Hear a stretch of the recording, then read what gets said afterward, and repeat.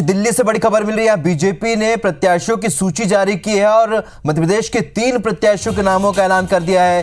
ग्वालियर से विवेक शेजवलकर, देवास से महेंद्र सोलंकी और छिंदवाड़ा से नत्थन शाह को प्रत्याशी बनाया गया है। छिंदवाड़ा से कांग्रेस ने नकुल नाथ को प्रत्याशी बनाया है। छिंदवाड़ा विधानसभा उपचुनाव के लिए विवेक साहू को प्रत्याशी बनाया गया है। तो बड़ी खबर, बीजेपी ने प्रत्याशियों की सूची जारी कर दी है।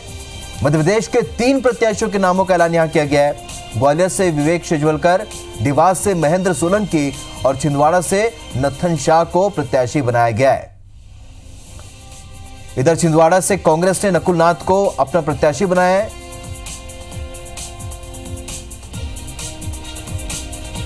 चलिए, हमारे सहयोगी सुधीर दंडोतिया इस खबर पर सीधे भोपाल से जुड़ रहे हैं। सुधीर, जैसे कि उम्मीद की जा रही थी कि आज बीजेपी के दूसरे नामों का ऐलान हो सकता है, 3 नामों का ऐलान हो चुका है, क्या कुछ बातों को ध्यान में रखा गया होगा?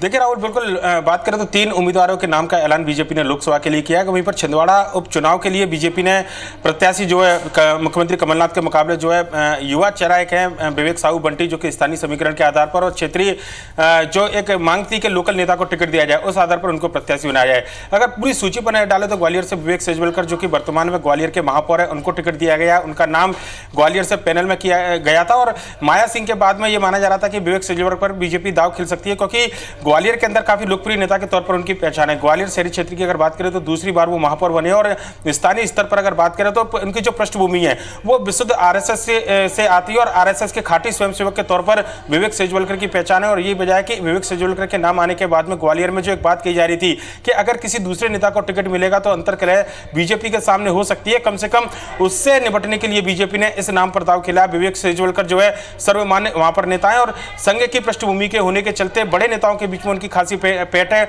2 बार का उनका महापौर का जो कार्यकाल है काफी अच्छा रहा है और क्षेत्र की जनता जो है वो शहरी क्षेत्र की जनता खासकर अगर बात करें तो विवेक शेजवलकर के कामकाज से खुश बताई जाती है।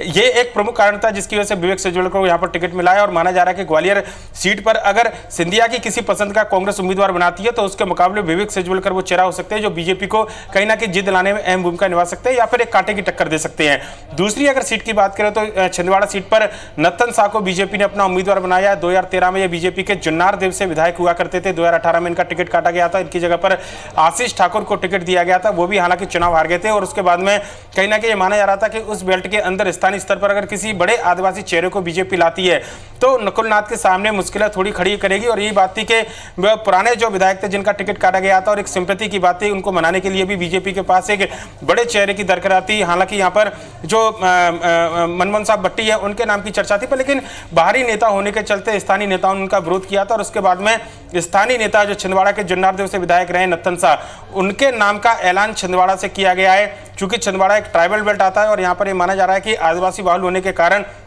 नत्थन शाह यहां से विधायक रहे और क्षेत्र में उनकी पकड़ भी है। बीजेपी के संगठन के साथ अगर वो मिलकर काम करते हो तो किसी बड़े चेहरे के मुकाबले वो ज्यादा कड़ी चुनौती नकुल नाथ के सामने पेश कर सकते हैं। हालांकि ये सेफ सीट कांग्रेस के लिहाज से मानी जाती है और पिछले अगर 40 सालों का ट्रैक रिकॉर्ड उठाकर देखें तो केवल एक बार सुंदरलाल पटवा यहां से बाई इलेक्शन में चुनाव जीते थे और उसके अलावा मुख्यमंत्री कमलनाथ यहां से सांसद रहे हैं। तो उनके मुकाबले उनके बेटे को इस बार टिकट दिया गया है, इस बार वो मुख्यमंत्री हैं, उनके मुकाबले नत्थन शाह यहां से चेहरा होंगे। और तीसरी अगर सीट की बात करें तो देवास सुरक्षित सीट है जो कि एससी के लिए रिजर्व यहां पर थी। पिछली बार प्रदेश सरकार में माफ कीजिएगा जो प्रदेश महामंत्री है मनोहर ऊंटवाल, उनको बीजेपी ने दाव लगाया था और इस बार वो विधानसभा में चुनकर आए और ऐसे में नए चेहरे की तलाश यहां पर बीजेपी से की जा रही थी। यहां पर तमाम बड़े दावेदार थे। जातिगत समीकरण के आधार पर यहां पर टिकट का वितरण होता है। खासकर उज्जैन और देवास की बात करें, यहां पर बलाई जो समाज है, उसके अलावा जो रविशंकर समाज के जो लोग हैं, उन दोनों में से ही हमेशा सीट रिजर्व होने के बाद टिकटों का बंटवारा यहां पर होता आया। और ऐसे में माना जा रहा था कि बलाई समाज के किसी व्यक्ति पर ही यहां पर बीजेपी दाव खेलेगी। यहां से सतीश मालवी जो कि उज्जैन के खटिया से विधायक थे, उनके नाम की चर्चा थी। और उसके बाद में महेंद्र सिंह सोलंकी के नाम की चर्चा थी। हालांकि महेंद्र सिंह सोलंकी का विरोध जो है देवास के स्थानीय नेताओं के द्वारा किया जा रहा था, उनको बाहरी नेता के तौर पर कहीं ना कहीं प्रस्तुत किया गया था। और बीजेपी के जो जिला संगठन महामंत्री थे उन्होंने भी उनके नाम का विरोध किया था।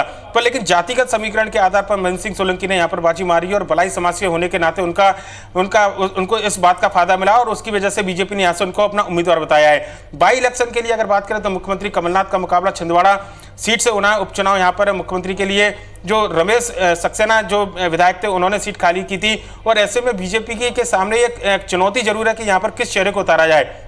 तमाम बड़े चेहरों पर बात की गई थी, चौधरी चंद्रभान से लेकर स्थानीय नेताओं पर विचार किया गया था, पर लेकिन पिछले कई बार से लगातार ये नेता कमलनाथ के सामने चुनाव हारते रहे, और ऐसे में विधानसभा चुनाव यहाँ पर काफी टफ माना जा रहा था। और जो एक मांग कही जा रही थी कि अगर बीजेपी किसी नए चेहरे पर यहाँ पर दाव लगाती है तो भले ही चुनाव ना जीते, पर लेकिन बीजेपी के पक्ष में एक बात जाएगी कि किसी बड़े चेहरे की कम से कम कुर्बानी सामने नहीं दी, और नए चेहरे की लीडरशिप जो है बीजेपी यहाँ पर उभारने में कामयाब रही है।